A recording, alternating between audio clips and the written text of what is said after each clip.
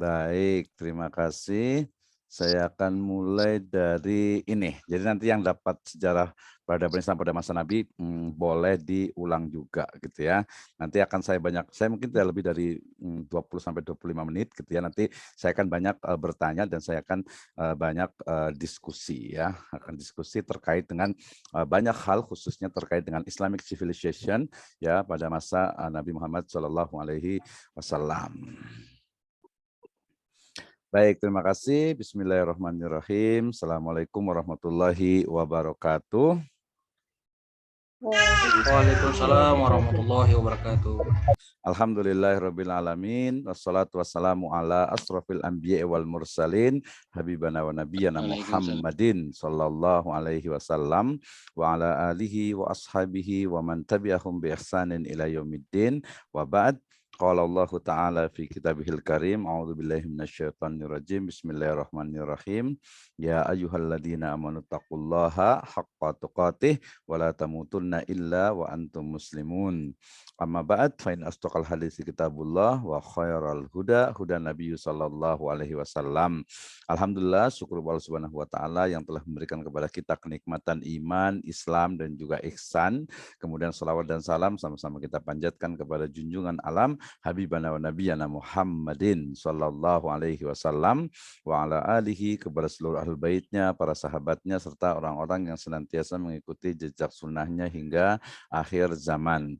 Awalan aqulu lakum jazakumullahu khairan ala khudurikum fi hadhihi khissah at-thayyibah wa fi hadhihi lailah mubarakah insyaallah taala. Wa fi hadhihi khissah yani ana urid an abhas yata'allaq bi kaifa al-hadaratul islamiyah fi asri Rasul sallallahu alaihi wasallam. I'm tonight extremely happy because we can discuss about part of our religion. So tonight we will discuss and we study about the Islamic civilization period of the Messenger Sallallahu Alaihi Wasallam. Pertama tentu saya terima kasih saya ucapkan kepada Ibu dan Bapak sekalian yang sudah hadir, terutama ini ada kelas baru yaitu dari Bau-Bau ya, dari Sulawesi sana. Mudah-mudahan ya istilahnya itu kehadiran kita ini ya walaupun sudah malam tidak mengurangi juga dari semangat kita untuk belajar. Dan pada kesempatan malam hari ini saya akan berbicara tentang atau kita bersama akan mendiskusikan tentang Islamic civilization period of the messenger. Saya mungkin hanya dalam 20 sampai 25 menit saja dan after presentation we will discuss about the Islamic civilization and specifically in Islamic education. Terima kasih dan and the main topic ya topik pada hari ini al-mabhas bi hadhihi laila, kita akan berbicara tentang al-Arab qabla al-bi'tsah hadafil awal wasani Muhammad sallallahu alaihi wasallam qabla al-bi'tsah nam wa bi'satur Rasul sallallahu alaihi wasallam wal akhir yakni kaifa al-hadarah atau hadaratu al-islamiyah fi asri Rasul sallallahu alaihi wasallam. Ada 4 materi yang akan kita bahas sama-sama ini dari berdasarkan kronologinya ya, berdasarkan step by step ataupun urutannya. Nanti dari sisi objeknya atau maudhu'nya kita akan bicara tentang the first Islamic education and the second maybe about the Islamic economic and business ya, kemudian juga ada politik Islam, kemudian juga Islamic civilization in general ya. Satu, Arab sebelum Islam atau Arab sebelum kenabian, kemudian Muhammad SAW sebelum kenabian, kemudian masa kenabian Nabi SAW, dan last sekali yaitu peradaban Islam pada masa Rasul SAW yang terdiri dari kita batasi hanya 4 dimensi. Dimensi pendidikan Islam, kemudian dimensi ekonomi ya, kemudian dimensi politik dan sosial politik ya, kemudian nanti ke peradaban Islam secara umum. Ya, kita udah belajar kemarin tentang bagaimana sebenarnya what different between civilization ya and culture ya. Qad bahasna yata'allaq bi yani al-farq baina yakni at-tarikh wal hadarah ya. Nah, sekarang kita akan bicara tentang sebenarnya bagaimana sih keadaan ya dari al-Arab qoblal bi'sah. Tadi ingat materi yang pertama adalah terkait dengan kenabian ataupun al-Arab qoblal bi'sah. Jadi bagaimana sebenarnya Arab, keadaan di Jazirah Arab gitu ya. Nanti mungkin ada pertanyaan menarik, kenapa disebut dengan Jazirah? Ini ada asedia semua, saya yakin sudah bisa semuanya. Tapi nanti setelah pemaparan, we can discuss about it ya. Oke ya, jadi berbicara tentang al-Arab qoblal bi'sah, ini kita akan membagi menjadi dua. Jadi bagaimana keadaan Arab gitu ya sebelum kenabian ya. Pertama bicara tentang ada dua tipe ataupun ada dua jenis ya atau dua golongan lebih tepatnya ya dari orang-orang Arab ini ya. Yang pertama adalah al-Arab al-Aribah ya, kemudian juga yang kedua adalah al-Arab al-Baidah. Ya, siapa itu Arab al-Aribah? Yaitu wahum al-Arab al-munhadiratu min silbi Yasjub ibni Ya'rub ya ibni Qahtan waktu sama bil Arab al-Qahtaniyah ya. Mereka adalah orang-orang Arab yang merupakan keturunan dari Yasjub bin Ya'rub al-Qahtan ya, yang biasa disebut dengan al-Qahtaniyah ya. Ini yang Aribah yang kita sebut itu dekat lah ya, yang Arab yang dekat nanti dengan masa kenabian, kemudian juga nanti ujungnya adalah Nabi Ismail alaihi salam gitu ya. Kayak itu salah satunya. Kemudian yang kedua adalah al-Arab al-Baidah, yaitu humul Arab al-Qudama atau al-Qudama alladzina inqiradu tamaman. Ya, jadi mereka adalah orang-orang Arab yang hidup pada masa lalu ya. Di antaranya ada kaum Ad, kaum Samud ya, kaum Jurhum, kemudian juga ada penduduk di Hadramaut dan juga yang selainnya, termasuk juga Watasam juga ya. Ini mereka itu adalah kaum ataupun yang disebut dengan orang Arab tapi yang baidah di masa lalu gitu ya. Jadi dari sini kita menemukan bagaimana sebenarnya Arab ya sebelum adanya kenabian Nabi Muhammad SAW itu ya secara general itu terbagi menjadi dua, Arab Aribah dan juga Arab al-Baidah ya. Itu yang pertama. Nah, dari dua ini kita juga bisa melihat bagaimana ya pemerintahan ya ataupun al-hukmu wal imaratu fil Arab. Jadi bagaimana sebenarnya pola pemerintahan ya ataupun juga kepemimpinan ya yang ada di Arab sebelum Islam. Nah, di sini kita mengenal ada ru'asaul qabail wal asyair ya. Jadi mereka yang terdiri dari suku, kabilah-kabilah gitu yang ada di berbagai wilayah di Jazirah Arab gitu ya. Kemudian juga yang kedua juga disebut juga yang al-muluk ya, yaitu mereka ada yang raja-raja di Mulukul Yaman, kemudian juga ada yang ada di Syam gitu ya, kemudian juga ada di Hirah gitu ya. Nah, termasuk waktu itu ya dua peradaban yang paling besar, yaitu peradaban Romawi di barat dan juga peradaban Persia di timur. Nah, itu ya, kalau ke timur lagi berarti nanti ada India, Hind gitu ya dengan Sin ataupun Cina, termasuk juga sebenarnya nanti di Nusantara sebenarnya itu ya, kita akan lihat juga di sana. Nah, di sini kita sudah menemukan bagaimana al-Arab qoblal bi'sah, ada fil awal ya. Kemudian yang selanjutnya ketika bicara tentang Arab sebelum Islam ya, ataupun lebih tepatnya sebelum qoblal bi'sah, lebih tepatnya nanti kalau sebelum Islam kan Nabi Adam juga Islam gitu ya. Nah, maka di sini kita akan melihat halatud diniyah, bagaimana keadaan dari keagamaan mereka ya. Di sini menjadi beberapa ya. Yang pertama itu adalah Nasrani ya dan juga Yahudi ya. Ahwaluhum atau ahwalu ahliha ka ahwalil musyrikin. Jadi keadaan kan kita bicara tentang keadaan keagamaannya yang ada di Arab sebelum bi'tsah, sebelum kenabian, yaitu adanya orang-orang Nasrani ya dan juga orang Yahudi yang keadaan mereka itu ya sama seperti musyrikin ya. Faqad tasyabahat qulubuhum ya, jadi hati mereka itu telah ya termasuki subhat atau tertutupi juga gitu ya, yang mereka kemudian taklid dengan pemimpin-pemimpin dari pendeta-pendeta mereka ya. Mereka juga sudah keluar dari aqaidihim, akidah mereka atau keyakinan mereka itu, yang satu menganggap Uzair ibnullah, yang satu lagi menganggap Isa ibnullah gitu ya. Nah, kemudian selain mereka ada juga al-musyrikun alladzina kanu yad'una annahum ala dini Ibrahim ya.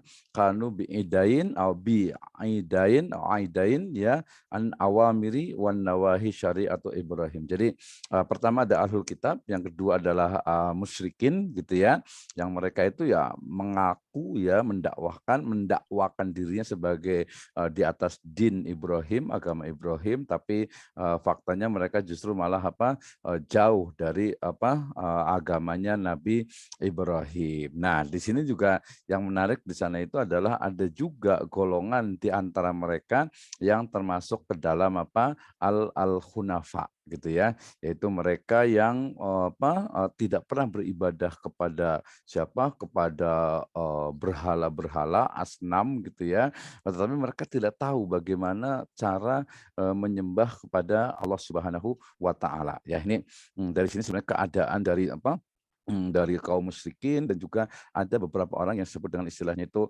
Hanifiyah, yaitu orang-orang yang mereka tidak pernah menyembah berhala, tetapi tidak tahu bagaimana cara menyembah Allah Subhanahu wa taala. Ya, ini jadi minimal itu halatud diniyah. Jadi keadaan keagamaan qoblal bi'sa, minimal itu ada satu ahlul kitab yaitu Yahudi dan Nasrani, yang kedua itu adalah musyrikin gitu ya, yang ketiga itu adalah al-hanifiyah. Minimal ada 4 hal ya. Kemudian yang berikutnya dari sisi akhlak gitu ya, kita lihat bagaimana mereka itu ya dari kalangan baik itu ahlul kitab gitu ya, Yahudi ataupun Nasrani ataupun juga kaum musyrikin ya, mereka bisa dikatakan ahlul jahiliyah. Kenapa disebut jahiliyah ya? Karena mereka memang memiliki sifat-sifat gitu ya, sifat-sifat yang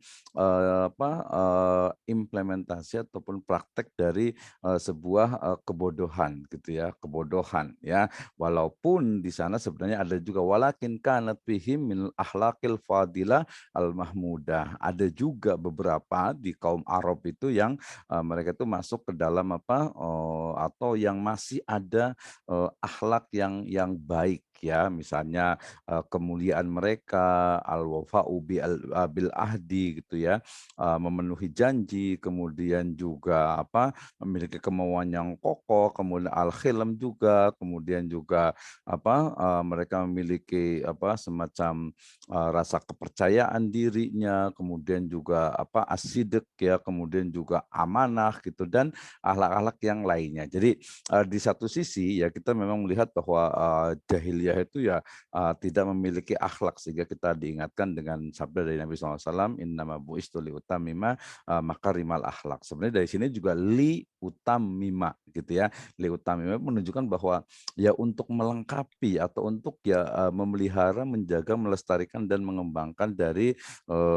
akhlak yang mahmudah atau akhlak al-karimah gitu ya, yang mulia tentu saja. Nah, ini kita tidak melihat hanya dari satu perspektif saja, tapi juga perspektif-perspektif yang lainnya. Nah, kemudian kalau kita melihat ya berdasarkan pada nasab Nabi ya, ini banyak sekali. Biasanya yang paling kelihatan itu adalah bagaimana Nabi SAW itu nasabnya itu sampai ke Nabi Ismail alaihi salam gitu ya. Ini yang sahih gitu ya. Kemudian ketika nasab Nabi Ismail kemudian disampai kepada Nabi Nuh misalnya, ini riwayatnya lemah gitu ya. Kemudian dari Nabi Nuh sampai ke Nabi Adam misalnya, ini kebanyakan riwayat itu justru adalah maudhu gitu ya.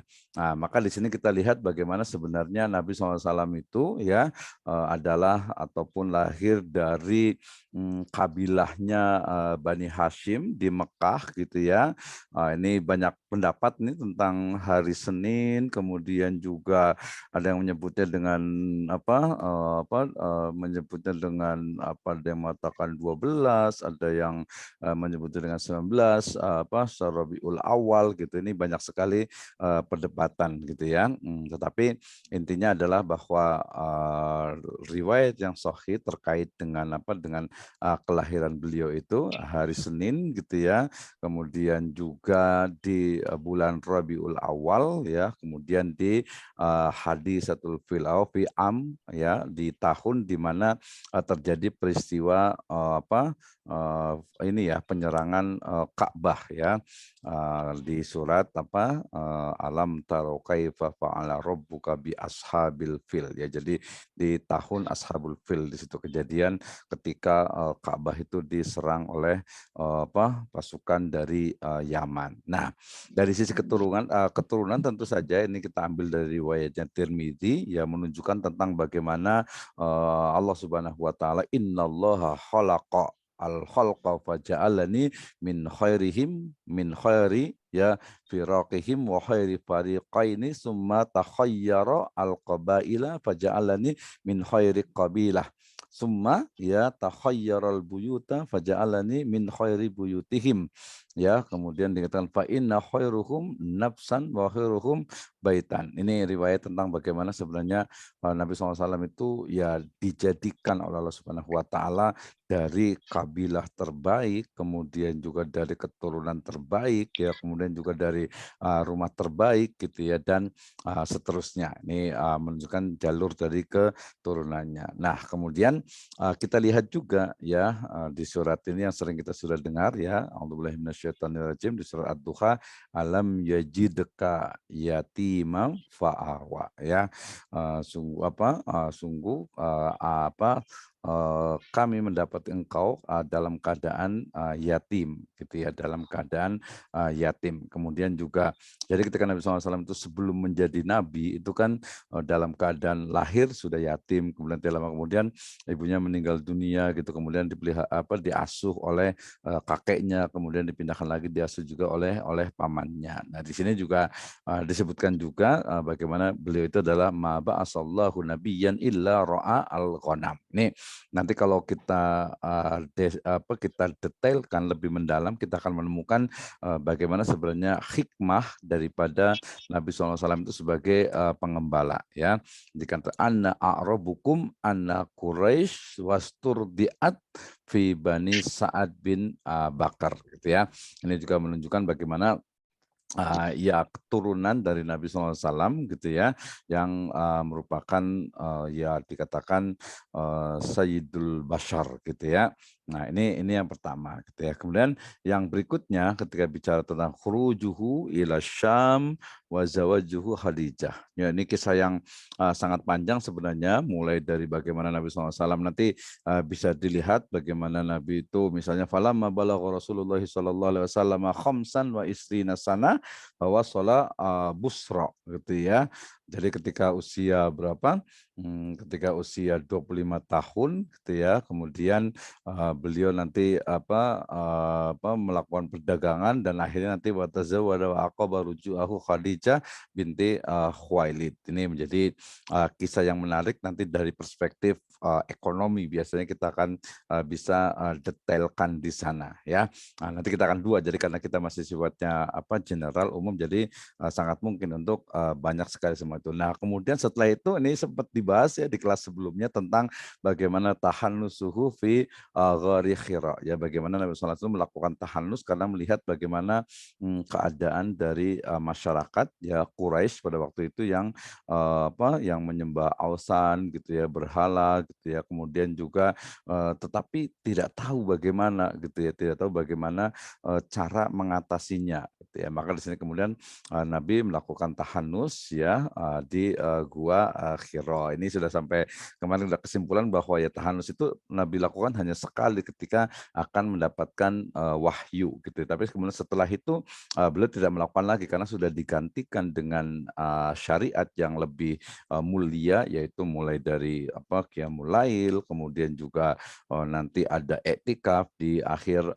Ramadan gitu ya, dan aktivitas masyru' lainnya. Oke, ini dari sisi Nabi. Nah, kemudian kita juga tahu tentang bagaimana kisah dari Binaul Ka'bah ya, bagaimana pembangunan Ka'bah yang di sini kemudian ceritanya cukup panjang nih ya. Jadi salah satunya adalah bagaimana masyarakat atau kabilah-kabilah di Mekah waktu itu ya, ij'alu bainakum awala may yadkhulu mim babin qala wa kana yauma idzin asanna quraisyan kulluhum falamma ra'ahu Rasulullah sallallahu alaihi wasallam fa fa'alu fa kana awwala man dakhala al masjid faqala falamma intaha ilaihim akhbaruhul khabar hadzal amin. Ini salah satu dari mukjizat Nabi SAW bagaimana beliau itu kemudian mampu untuk mendamaikan ya kabilah-kabilah di sekitar Mekah itu yang mereka berdebat tentang siapa sebenarnya yang akan meletakkan atau bagaimana cara untuk meletakkan kembali Hajarul Aswad gitu ya. Maka kemudian mereka menyebutkan bahwa nanti orang yang boleh meletakkan itu adalah yang memutuskan itu adalah yang masuk dari salah satu pintu ya yang ada di Ka'bah itu di sekitar Ka'bah, pintu masuknya gitu maksudnya. Maka kemudian ternyata yang datang itu adalah Hadzal Amin, yaitu Al-Amin. Al-Amin itu adalah sebutan Nabi SAW, dan mereka rodi nabihi hada Muhammad sallallahu alaihi wasallam. Maka kemudian ini juga salah satu dari bagaimana ya kecerdasan beliau terkait dengan bagaimana mendamaikan dari Quraisy yang ada. Nah, di sini bicara tentang bagaimana salah satu dari perintah untuk melakukan dakwah jahriyah, yaitu sebelumnya kan masih dakwah syir ya, wa andir ashiratakal aqrabin di Syu'ara ayat 214, dan berilah peringatan ya keluarga terdekat mu, yaitu Nabi Muhammad Sallallahu Alaihi Wasallam. Kemudian dilanjutkan dengan fasda bima tu'mar wa a'rid anil musyrikin. Ini jahratud dakwah ya, jahriyatud dakwah, artinya awal dakwah syir, kemudian dakwah jahr gitu ya.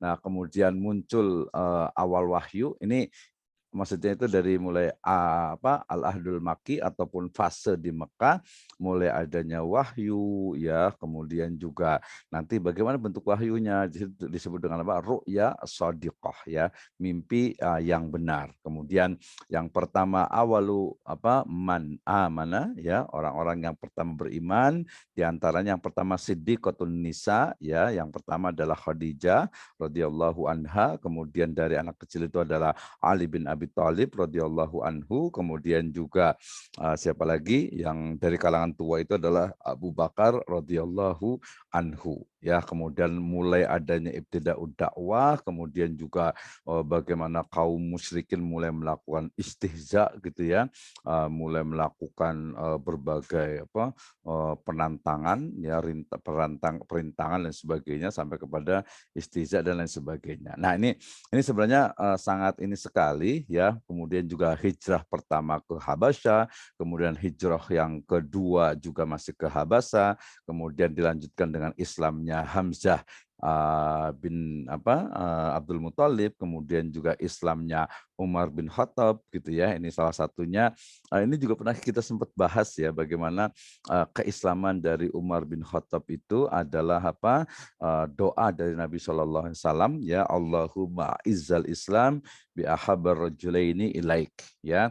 Maka kemudian Umar bin Khattab merupakan jawaban dari doa Nabi Shallallahu Alaihi Wasallam SAW, termasuk juga khurujnya atau keluarnya Nabi SAW itu ke Taif, ya kemarin sempat kita singgung juga tentang itu, ya.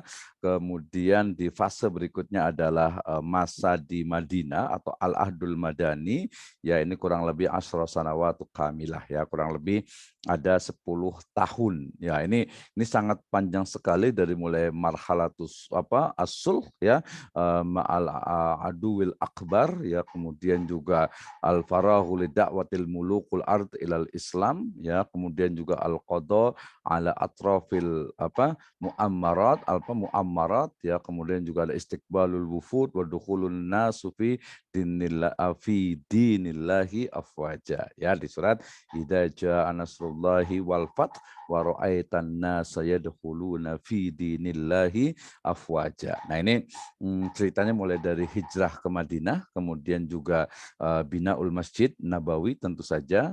Sebelumnya nanti ada Masjid Quba gitu ya. Kemudian juga muakhah bainal ansor wal muhajirin, ya. Ini menjadi juga yang sangat menarik, ya. Kemudian ini dimensi-dimensi al-madharu ad-dini wal fikri, kemudian juga asyasi al-idari, al-askari, kemudian al-qadai wa tasri'i, kemudian juga al-mali wal iqtisadi, kemudian juga ada al-mu'ammari, al-fanni, ya. Jadi dari sisi arsitektur dan juga al-fan itu bisa seni, juga bisa juga keilmuan dan juga al-madharul ijtimai, ya. Jadi dimensi dari sosial.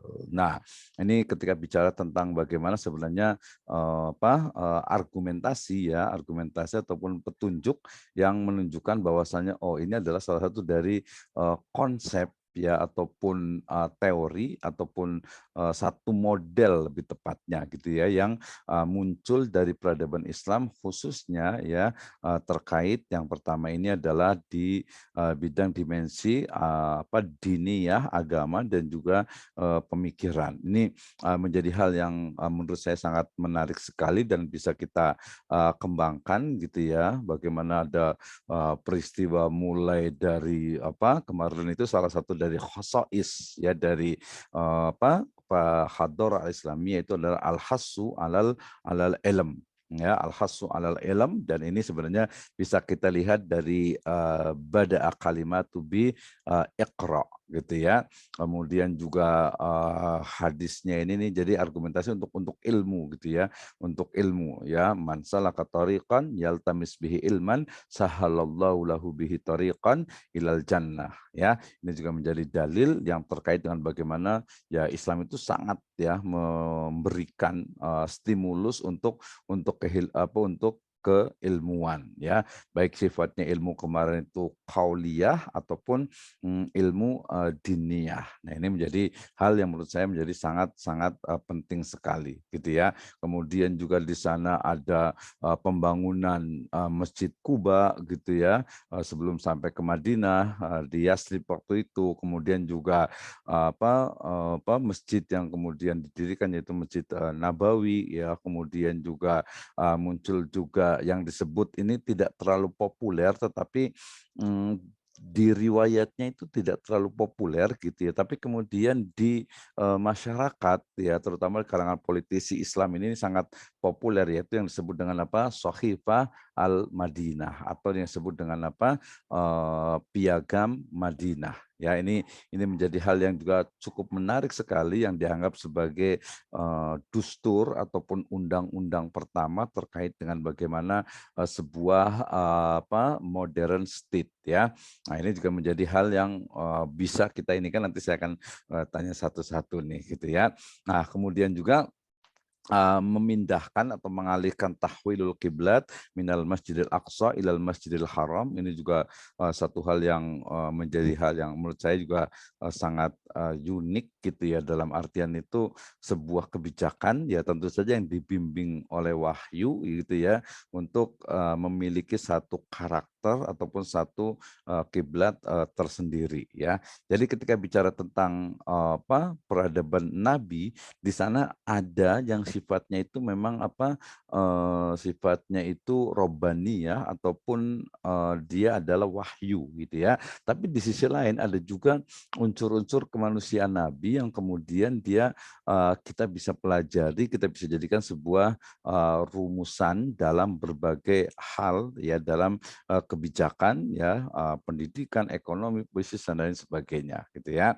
Ini menjadi termasuk juga tasji'ur Rasul sallallahu alaihi wasallam ya kepada syu'ara fi majalatil lati tufidu da'watul islamiyah. Jadi bagaimana Rasul SAW itu memberikan semangat gitu ya kepada orang-orang yang memiliki kemampuan-kemampuan tertentu. Di pertemuan yang lalu kita sudah sebutkan tentang Nabi memerintahkan salah satu sahabatnya untuk belajar bahasa, ya kemudian juga menjadikan tawanan-tawanan perang Badar untuk mengajarkan dan lain sebagainya. Jadi hal-hal kecil menurut saya itu yang ada di fase kenabian ini menjadi satu hal yang menjadi dasar bagi pengembangan peradaban Islam, termasuk juga dalam bidang pendidikan Islam tentu saja ya. Ini dilihat dari sisi dalalatu ala risalatul Islamul Hadoriyah, kemudian ini dari sisi politik ya.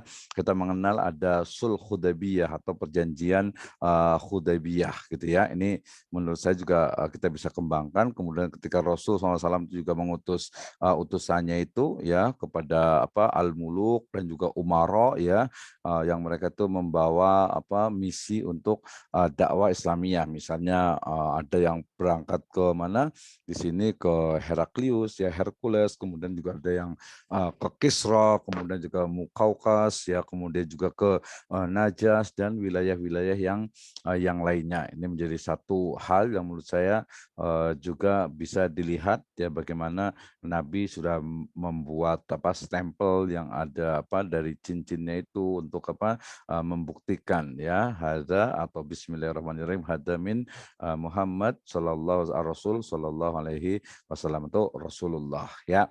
Ini menjadi hal yang kita bisa kembangkan. Kemudian juga dimensi peradilan, ya jelas sekali bahwasanya Rasul SAW, karena Rasul SAW itu al-masru' wal qadi ya fi asrihi. Ya beliau ada sebagai pembuat syariat dan juga memberikan keputusan. Ya artinya qadi ataupun hakim pada masanya. Ya, bagaimana ketika di sana itu ada Sohifah tadi ya, Madinah yang memberikan perlindungan tidak hanya untuk umat Islam gitu ya, tetapi juga untuk Yahudi dan Nasrani yang ada di sana ya. Kemudian juga kita diingatkan dengan bagaimana khutbatul wada Nabi ya, yang merupakan khutbah yang memberikan hak-haknya baik itu kepada muslim terutama gitu ya, dan juga memberikan perlindungan untuk agar juga mengutus beberapa sahabatnya itu menyampaikan kebenaran Islam ya, di antaranya arsala Rasul SAW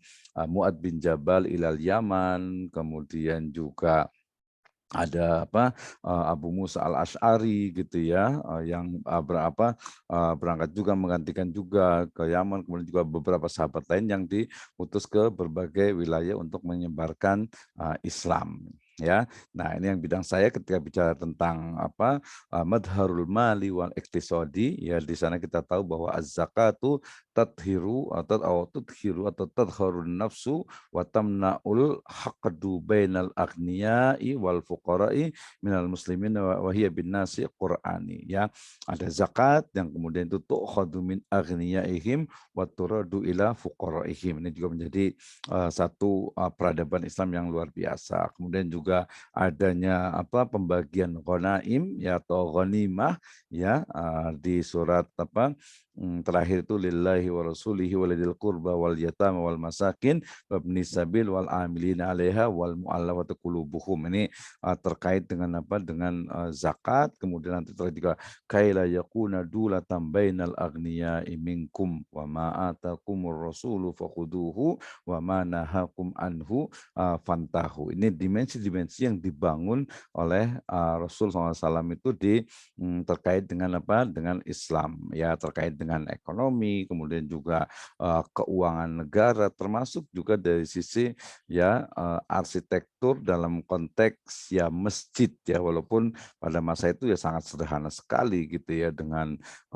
tiang dari pohon kurma, kemudian di atasnya letakkan pelepah-pelepah kurma gitu, kemudian nanti ditambah lagi pada masa-masa berikutnya, tapi menjadi dasar ya, menjadi peristiwa-peristiwa yang ada di masa Nabi itu menjadi dasar bagi pengembangan dalam peradaban Islam berikutnya, termasuk juga yang terakhirnya adalah dimensi sosial ya, misalnya muakhah ya, muakhatu bainal muhajirin wal ansor ya, mempersaudarakan, kemudian juga memberikan ilghaul al asabiyah al qabilatu bainal aus wal khazraj ya, kabinayati ilghaiha bainal muslimina ammah ya, jadi kemudian mendamaikan juga antara kabilah Aus dan Khazraj ya, yang selalu bermusuhan, berperang ketika sebelum Nabi SAW itu hadir gitu ya. Kemudian juga bagaimana